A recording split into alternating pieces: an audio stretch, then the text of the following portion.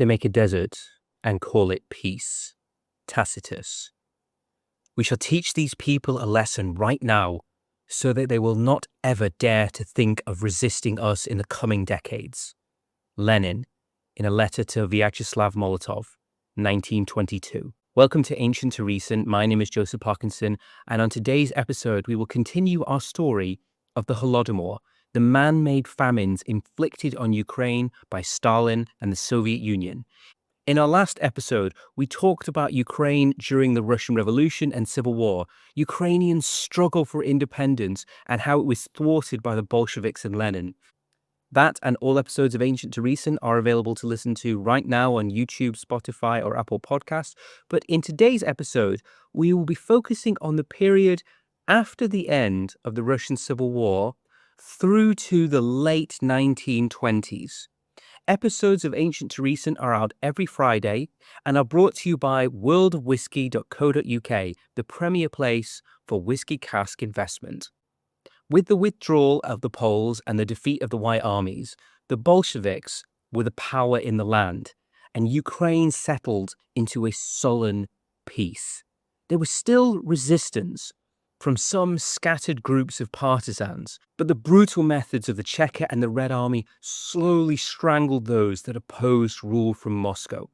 Felix Dzerzhinsky, the bloody founder of the Cheka, the feared Soviet secret police, personally took command of the repression, ordering round after round of deportations, shooting and torture, burning of crops and villages to terrorize Ukrainian people into submission. The new rulers of Ukraine moved the capital from Kyiv to Kharkiv, closer to the Russian border, in the belief that the local population, overwhelmingly ethnically, culturally, and linguistically Russian, would be more supportive of Bolshevik rule. A combination of years of war and revolution had left agriculture and society in tatters. Ukraine was a land of twisted rail lines, burnt-out buildings, devastated farms, a land of orphans and widows held in the iron grip of the Cheka. But it was not war alone that had impoverished Ukraine. The Bolsheviks had been in a hurry to implement their theories, and they did so, if necessary, at the point of a gun. Trade had collapsed, commerce had ceased, investment evaporated, industry ground to a halt. The countryside was littered with abandoned and often torched collective farms. What little food there was either confiscated by the Bolsheviks for transportation back to Moscow and Petrograd or rotted in the countryside. Within the USSR, Ukraine was technically an equal member of a federal union. There was a devolved Ukrainian government with its own Politburo.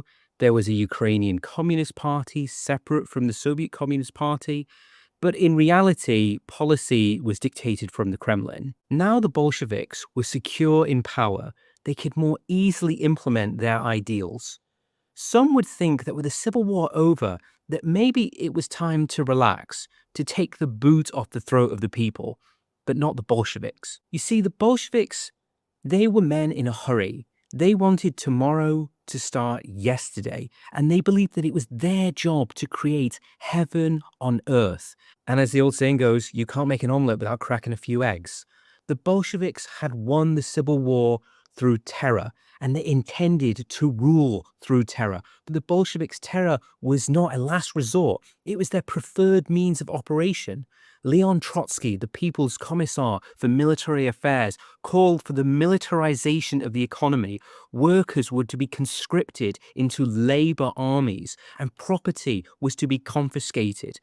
All economic means of control were to be vested in the hands of the state. And by the state, the Bolsheviks meant themselves. Joseph Stalin, the People's Commissar for Nationalities, insisted that the same tactics that had won the Civil War would now be applied to running the economy. In agrarian Ukraine, the Bolsheviks exerted power mostly through village Soviets called kamenadze. These bodies were staffed by party loyalists. and they were all powerful. They could confiscate grain, issue arrest warrants, even order executions against those they deemed to be anti-Soviet or displaying kulak counter-revolutionary tendencies. But the Bolsheviks were still desperate for grain. They may have won the revolution, they may have won the civil war, but that didn't mean they were secure in power. They had to keep the grain rolling, and that meant they had to keep it rolling to Petrograd, formerly St. Petersburg, and Moscow. They had to keep the workers and the army fed. They knew that they hadn't won a lot of goodwill. At the first opportunity, their enemies would sweep them from power. The breadbasket of the Soviet Union was Ukraine. And so if that meant that Lenin had to strip Ukraine and leave the Ukrainians to starve, then as far as Lenin was concerned, so be it. Lenin's instructions in 1920 explicitly dictated the collection of all grain, even seed grain required for the planting of the next year's harvest was to be taken from the peasants who were to be left with nothing. Now, there was a debate within the Soviet Procurement Commissariat, the body that was responsible for collecting the grain. However, after talking it over, they decided that ultimately the needs of the state and the revolution were simply more important than the needs of some Ukrainian peasants. And so they went to work ruthlessly hunting down every last crust of bread and sack of potatoes to be shipped to feed the industrial Russian working class. The Bolsheviks' policies were an immediate disaster for the countryside. Ukraine was still reeling from years of war. Hundreds of thousands of Ukrainian men who had collected the harvests in the years before 1914 were dead, meaning Ukraine suffered from a severe manpower shortage, making Lenin's demands for grain impossible to fulfill. But not only did the Bolsheviks inhibit the practical abilities of those who wished to grow grain, they also stripped the incentive from those who could. The Bolsheviks set artificially low prices for the grain, and what they didn't buy for a pittance, they simply took through forced grain requisition. This further de-incentivized the peasants. Why labor and toil day after day in the baking Ukrainian sun when the grain was simply going to be taken by the Bolsheviks and you were going to be left with nothing? Before 1917, the 20 most agriculturally productive regions of the Tsarist Empire produced 20 million tons of grain. By 1920, that was down to 8.45 million tons. By 1921, a combination of bad policy, lack of available manpower, and bad weather sent the total plummeting to just 2.9 million tons. Some regions of Ukraine, amongst the most fertile agricultural land in the world, produced no grain at all. Ukrainian and Russian peasants had historically survived periods of grain shortage by storing surplus grain as insurance, but the Bolsheviks had confiscated the grain, and as a result, famine ensued. Desperate peasants ate dogs, rats, and insects, boiled grass, and even resorted to cannibalism. Peasants began fleeing the countrysides in a desperate search of food, flooding the cities, clogging the streets. Malnutrition led to outbreaks of epidemics, including bubonic plague. These scenes would be repeated a decade later, but there were, however, some differences between Lenin's man-made famine and Stalin's. Firstly, Lenin didn't seek to hide the famine. Pravda, the main outlet for Soviet propaganda, talked openly of millions of people starving. The government in Moscow did take some steps to address the famine caused by their own policies. The Soviet government called for international aid and allowed self-help committees to be set up, even those not run directly by the Communist Party itself. The Ukrainian Communist Party even contemplated asking the Ukrainian diaspora, usually a source of tremendous suspicion amongst Bolsheviks, for charitable contributions to alleviate the suffering back in Ukraine. International bodies such as the Red Cross were allowed into Ukraine to begin delivering aid, but the biggest source of relief was from the American Relief Administration, the ARA, founded by future President Herbert Hoover. Hoover requested publicly that American citizens being held in Russian jails by the Bolsheviks be released. And this caused Lenin to fly into a rage. How dare a capitalist and a millionaire like Herbert Hoover make requests of the Bolshevik government? But the sheer scale of the famine caused by Lenin's disastrous policies and still being further worsened by those policies that he continued to enact was so terrible. The disaster was so all-encompassing that even Lenin, a man not known for his compassion, even he had to relent and accept international aid. In September 1921, the first ARA workers arrived in Ukraine, and they described emaciated, skeletal children, their ribs showing, their cheekbones sunken, their stomachs bloated from hunger, their eyes bulging, hardly able to lift their own arms, dying in Soviet orphanages by the hundreds every single day. By the summer of 1922, the ARA was feeding 11 million Ukrainians every day. But before the famine was over, Lenin ordered the dissolution of the independent Russian and Ukrainian aid organizations. Lenin didn't want any institution not directly controlled by the Communist Party to receive any recognition of its efforts to alleviate the suffering caused by his famine. Lenin's determination to cling to power was all-encompassing, and no amount of human suffering ever gave him pause or doubt for a single moment.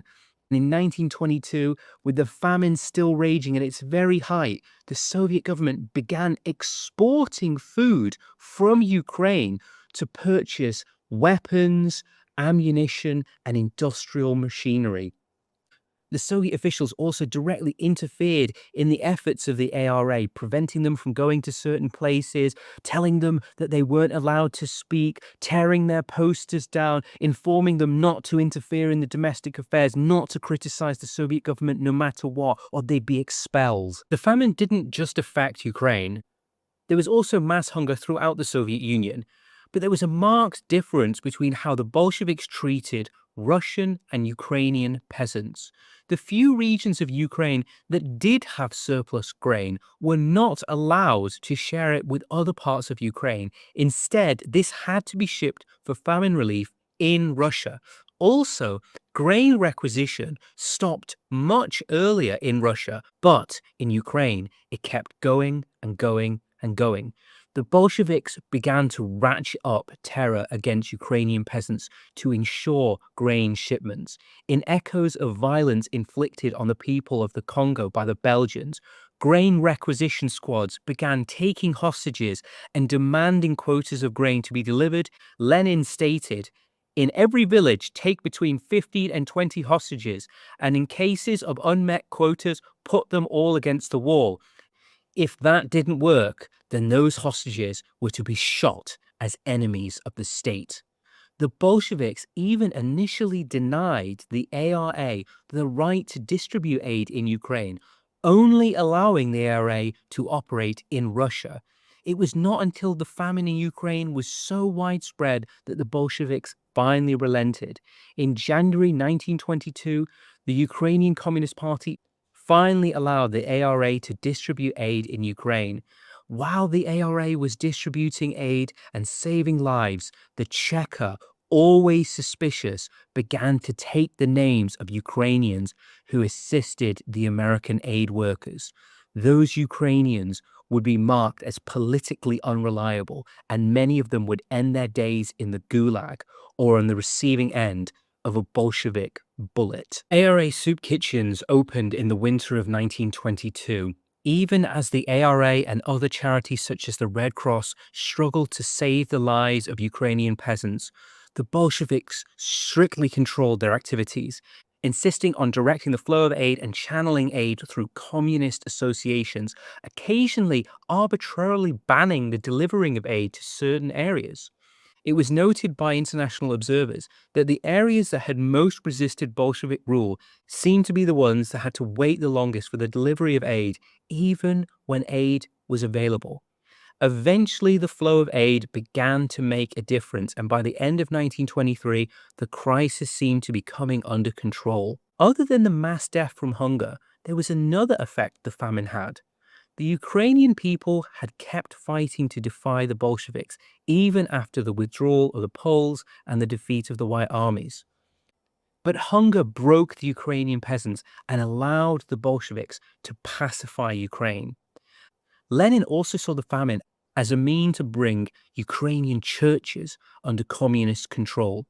Church property and artifacts were taken by the Soviets on the pretense of being sold to buy famine relief, knowing that the peasants, who would normally have protected their churches, would not do so if the Soviets would argue that the property was needed to buy food.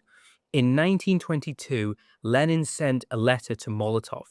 Now and only now, when the people are being eaten in famine-stricken areas and hundreds, if not thousands, of corpses lie on the road, we can and must pursue the removal of church property with the most frenzied and ruthless energy and not hesitate to put down the least opposition. Now and only now, the vast majority of peasants will either be on our side or at least not be in a position to support to a decisive degree the handful of reactionary clergy and reactionary urban petty bourgeoisie who are willing and able to attempt to oppose this Soviet decree with a policy of force.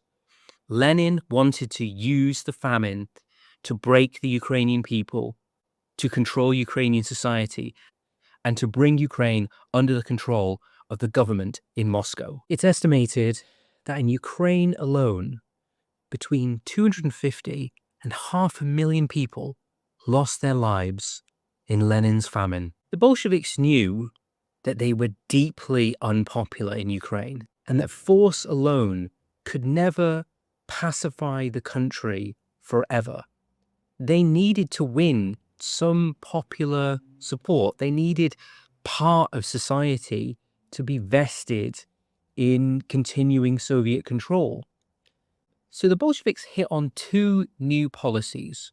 One, a program of economic liberalization called the New Economic Policy, or the NEP, and the second, a policy of indigenization or Ukrainianization. Non-Russian languages were officially granted legal status for the first time, and some effort was made to promote the culture of non-Russian minorities. There was also a program of affirmative action launched to promote ethnic minorities into positions of power and responsibility within the regime. But the Bolsheviks had not had a change of heart. They had not had some sort of road to Damascus conversion to now value tolerance. They were still the same people who held all the old same attitudes. So the program was effectively a ruse, and the Bolsheviks in private said as much. Zinoviev, a senior member of the Politburo, described the policy as, and I quote, a strategic retreat.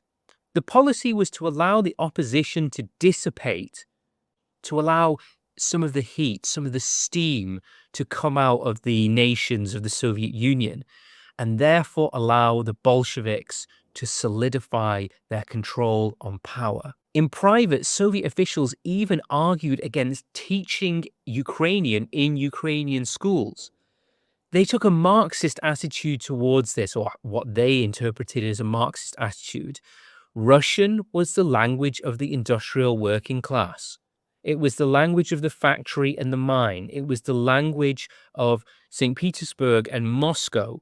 Ukrainian was the language of the peasants. It was the language of the farmyard and the field. Teaching Ukrainian would therefore promote Ukrainian national identity, which would then inhibit the Ukrainian peasants from gaining class consciousness and understanding that their true identity was as members of the international proletariat. With the new economic policy in place, Ukraine began to rebound very slowly, very gradually, but trade was now allowed. Grain requisition came to an end and was replaced with a tax. Peasants were now allowed to produce grain, and what wasn't taxed by the government could then be sold at markets. Unsettlingly for the Bolsheviks, but this now began to produce a new class of peasants. Peasants who worked harder, dedicated themselves, were more efficient, or maybe even just were luckier, began to accumulate additional wealth.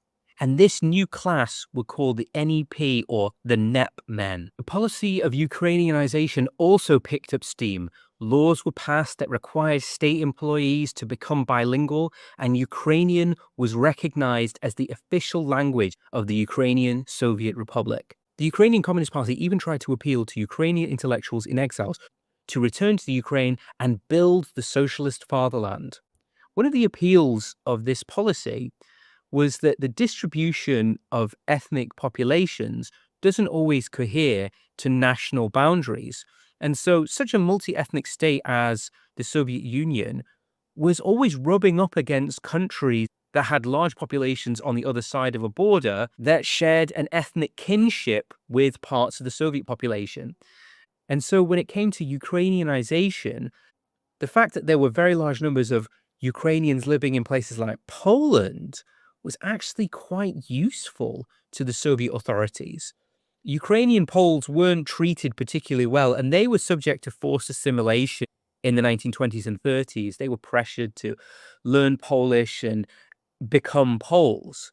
So by promoting these national identities, the Soviet Union felt that it could try and use these ethnic minorities just across the border to become fifth columns for Soviet influence. And that maybe one day they could use this policy to draw other countries, such as Poland, to become Soviet vassal states. However cynically this policy was implemented, there was in the 1920s a period of a certain flowering of Ukrainian culture within the Soviet Union. Independent institutions that promoted Ukrainian culture were set up. Ukrainian journals were allowed, and institutions were allowed to do research exploring the history of the Ukrainian people. For a brief period, it did seem that the Soviet government was getting behind the ideas of promoting Ukrainian culture in schools, literature, and theatre.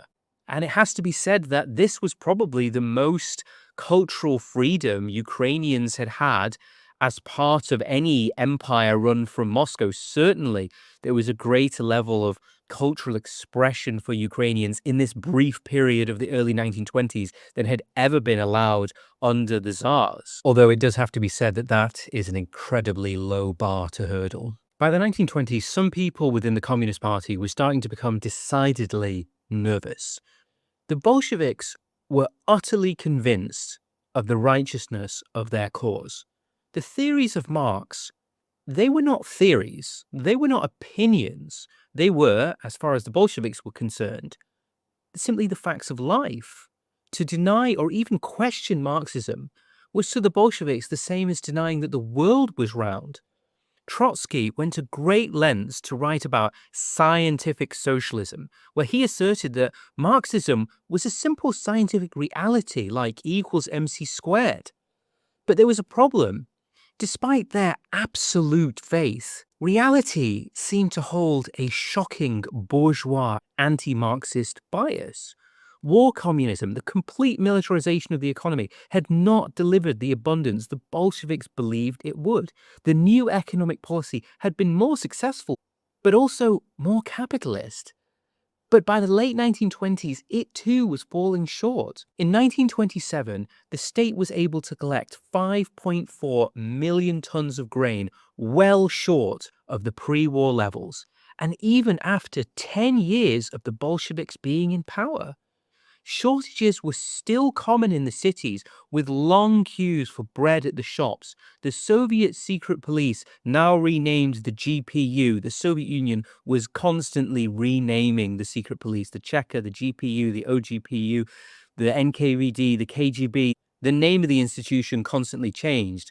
The methods of the institution stayed the same, but they started to record increasing grumbling from the population. Theoretically, the NEP had allowed the peasants to trade their grain on the market, paying a tax in kind, giving away a certain amount to the state at a set price. But this didn't sit well with austere Marxists. This seemed a bit too like capitalism.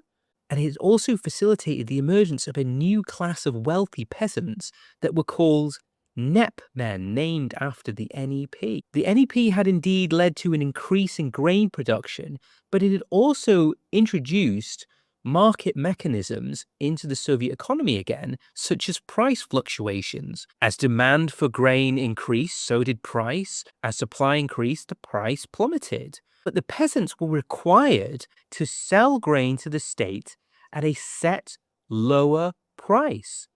The peasants began to hold back their grain supplies when prices declined in hope of pushing the prices up, and they sometimes refused to sell to the state at all. This infuriated the Soviet government, which began to return to state repression, issuing orders that anyone who refused to sell grain to the state would be subject to arrest. The Bolsheviks were caught in a self-imposed ideological prison. They needed food production to feed the cities and stay in power, but they also opposed market forces. They had attempted policies that aligned with their ideologies, such as war communism, but they had been an utter disaster, sparking rebellions and almost leading the Bolsheviks to lose power. However, allowing market forces to reboot the economy would bring with it unsettling ideological questions. Thus, the Bolsheviks were in a bind, incapable of getting out of their own way.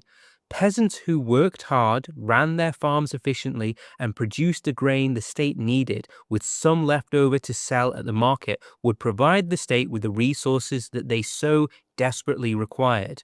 Those same peasants, however, would then accumulate wealth and become kulaks, the mythical hated class of wealthy peasants of Bolshevik nightmare, who then, in Bolshevik ideology, as they had become wealthy, they must surely be exploiters and bloodsuckers, leading the Bolsheviks to repress them.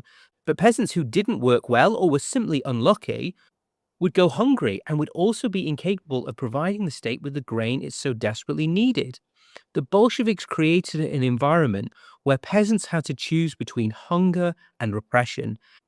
By 1927, there was a growing power struggle within the Communist Party. Lenin had died in 1924, leading to a period of collective leadership.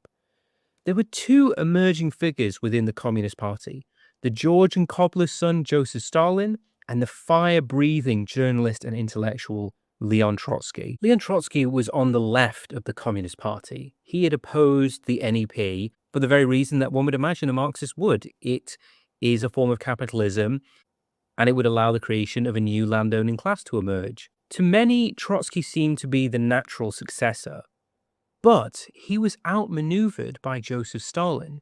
Stalin was very good at forming alliances within the party to isolate and then destroy his opponents. He first allied himself with the supporters of the NEP against Trotsky, and then after outmaneuvering him and driving Trotsky into exile, he was then able to turn on the proponents of the NEP and destroy them.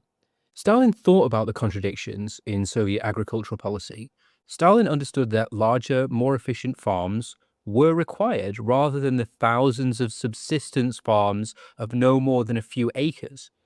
But Stalin was himself a devout Marxist, and allowing the creation of a landowning class to emerge would be a backdoor for the reintroduction of capitalism.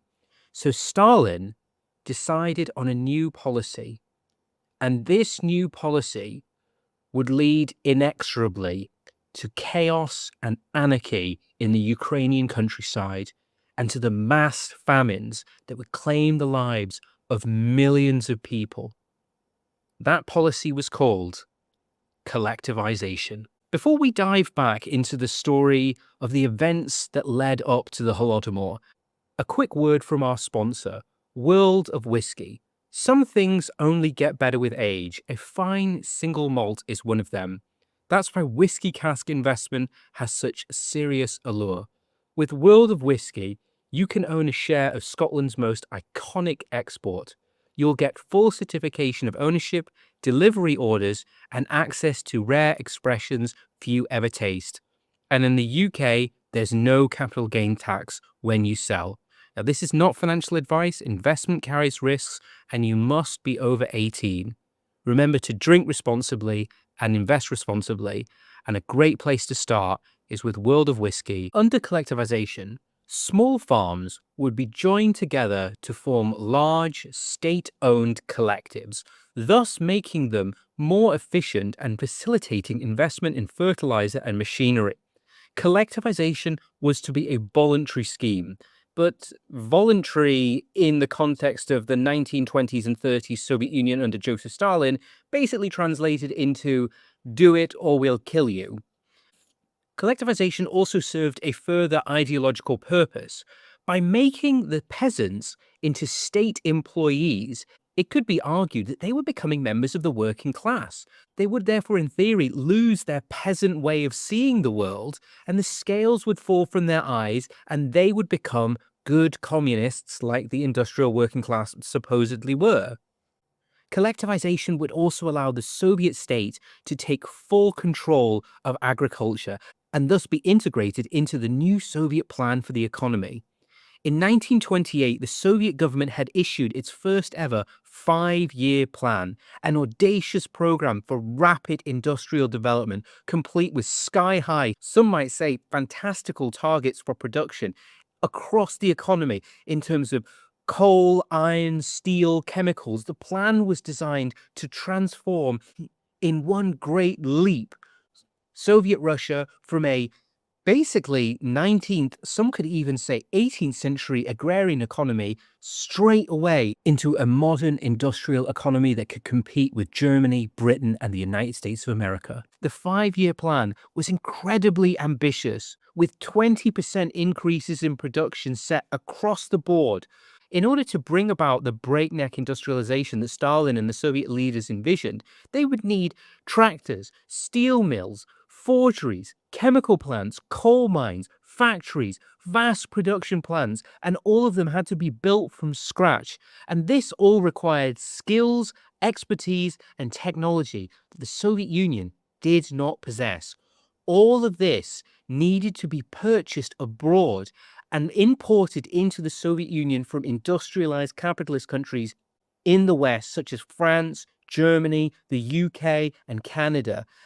And these countries, unlike the peasants, were not going to accept payment in ideological zeal. They expected hard cash. Collectivization would allow the Soviet government to take full control of the grain supply and thus allow the Kremlin to sell grain in much larger quantities on the international market to raise funds they needed to buy the machinery required to power the 5-year plan. Stalin further tied his name and his reputation to the policy of collectivization. Stalin was far from being the supreme leader of the Soviet Union he would become in the mid to late 1930s. He was the most powerful of the leadership, but it was still a collective effort. And he could, if policy failed or was seen to fail, lose face and with it, fall from power. So collectivization had to succeed no matter what the cost and no matter who had to pay it. As the NEP was breaking down, so too was the policy of Ukrainianization. The Soviets had believed that by allowing for, even promoting Ukrainian language and culture, they would convince the Ukrainians that they were equal citizens in a voluntary union with Russia and that their interests were linked with the Russian proletariat.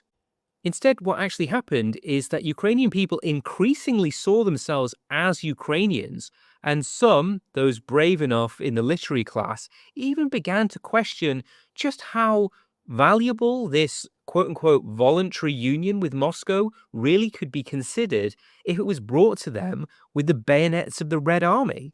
Stalin and senior communists began to believe that the policy of Ukrainianization was simply a cover for anti-Soviet forces to infiltrate the Communist Party and the Soviet system and to bring it down from within.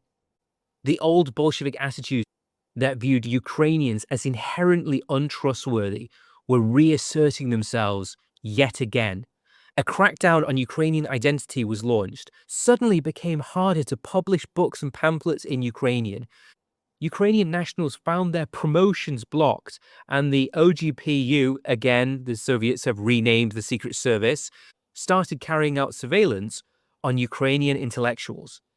In 1927, events took a new and sinister turn in the Soviet Union. The OGPU, quote unquote, uncovered a conspiracy by engineers to destroy Soviet coal industry, allegedly at the behest of a shadowy foreign power. The Soviet secret police arrested dozens of engineers and put them on trials covered by international journalists, many of them often naive idealists taken in by Soviet propaganda that the USSR was a workers' paradise. 5 engineers were sentenced to death and dozens more were sent to the Gulag. The trials were not illegal proceedings by any standard recognized today. Those that were arrested, and in the case of the 5 shot, were not individuals accused of crimes per se. It was a purely ideological exercise. The defendants were accused of being wreckers and saboteurs, agents of international capital and foreign powers. Their trial fed into a growing myth that explained the failure of Soviet policy. If, as Stalin and the communist leaders saw it, Marxism was a scientific reality and could not be wrong, but the results that they expected were not forthcoming, then there was only one way to explain this. It was not that that ideology was at fault, that was utterly unthinkable. It must be instead that there was a sinister international conspiracy preventing the creation of the socialist fatherland. Such conspirators deserved swift revolutionary justice and could expect no mercy. At the same time, another show trial was taking place, that of members of a mysterious organization called the Union for the Liberation of Ukraine. This body allegedly had thousands of members across Ukraine and was part of, yep, you guessed it, yet another British, American, capitalist, fascist, French, Polish conspiracy to destroy the Soviet Union by wrenching Ukraine from its bosom. Arrests began in 1929 with 30,000 people were swept up in mass repression, and 45 would be subject to show trials starting in the spring of 1930. These arrests tended to be from the cultural and political elite of Ukrainian society: academics, musicians, writers, party officials, doctors, priests, professors, poets, and teachers. But what all the defendants had in common was the role they played within Ukrainian culture of asserting a separate Ukrainian identity. A particular example would be that of the Ukrainian Orthodox Church, or one of the Orthodox churches anyway. You see, there are 2 Orthodox churches in Ukraine. There's the Ukrainian Autocephalous Church. Now, this tends to be a Ukrainian entity. Most of the Ukrainians of the Orthodox faith tend to belong to this institution. But there's another Orthodox church in Ukraine, and that is the Ukrainian Orthodox Church. This body tends to be predominant amongst ethnic Russians and in ethnic Russian areas. And what's different about the latter is that, importantly, it owes its allegiance to the Patriarch of Moscow, and the Patriarch of Moscow can only take his position with the approval of the Soviet government. This institution therefore became a mechanism for asserting Soviet power. The clergy that were targeted overwhelmingly belonged to the Ukrainian Autocephalous Church, which was seen as nurturing a separate Ukrainian identity. Of all the thousands of people who were arrested, 45 people were put on trial. All were found guilty and sent to the gulags, many of them dying in the camps from hunger, overwork, and exposure, and some of them, in the 1930s, were simply put against the wall and shot. But the trials were not the end of the purges. From 1929 through to 1934, the Ukrainian branch of the OGPU would discover 3 more national conspiracies, each of them, of course, always at the behest of some foreign government: France, Britain, Canada, the US, whoever it was. Wave after wave of arrests swept through society, targeting one group of alleged counter-revolutionaries, including, in one instance, a sinister and secretive ring of counter-revolutionary veterinarians. There was another reason for ratcheting up the repression in Ukraine. Few groups of people had resisted the Bolsheviks so determinedly as the Ukrainian peasants. The Ukrainian countryside had been ablaze with revolution from 1918 until really the mid-1920s. This had started as opposition to the war and revolt against economic pressure, had turned into Ukrainian nationalism, and then almost succeeding in casting off Bolshevik rule. The Ukrainian peasants had been allowed to keep their farmland, and the grain requisition squads had been withdrawn. But this setback could not be tolerated. The OGPU knew that the new policy of collectivization was about to be implemented, and this would require massive repression. Grain confiscation would be back. Farmers would be forced at the point of a gun to join collective farms, and peasants would likely resist. It was vital for the OGPU to neutralize anyone who could provide leadership in these coming revolts before the trouble broke out, thus crippling opposition before it even started. The OGPU kept a close watch on the Ukrainian population.